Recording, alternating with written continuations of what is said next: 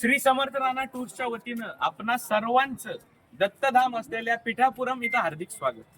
आता आपण उभे आहोत ते म्हणजे अनुसयेचे सत्व आगळे तिन्ही देवई झाली बाळे असे दत्तात्रय त्यांचे कलियुगातले अवतार असलेले श्रीपाद श्री वल्लभ स्वामी यांच्या जन्म ठिकाणी. समोर जर तुम्ही पाहिलं तर तिथे श्रीपाद श्री वल्लभांचं जन्मस्थान आहे.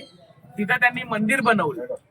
इथला प्रसिद्ध असलेला पालखी सोहळा जो संध्याकाळचा असतो तो एकदम आपल्या सर्व दत्त धर्मीय जे आहेत, दत्त संप्रदायिक लोक आहेत, दत्तावरती म्हणजे दर्शनासाठी येणारे ते येतात ते म्हणजे पालखी सोहळा पाहण्यासाठी, जो एकदम तुमचे डोळे दिपून टाकणारा असा पालखी सोहळा असतो.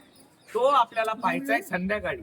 आता मंदिराचं आपल्याला दर्शन घ्यायचंय आणि त्याच्यानंतर दर्शन झालं की त्याच्यानंतर अभिषेक आणि पंचामृत रुद्राभिषेक आणि काय पंचामृत अभिषेक. त्यासाठी तुम्ही ज्यांनी तिकीट काढलेले, पावती काढले, ती पावती सोबत ठेवा आणि आपली जी पार्टनर आहे, आपली सहचारणी आहेत, त्यांच्या सोबत तुम्ही तिथे जाऊन बसा.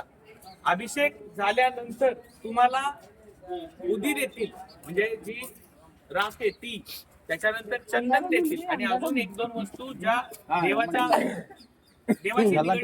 तुम्हाला मिळतील. असं थोडक्यात इथला कार्यक्रम आहे.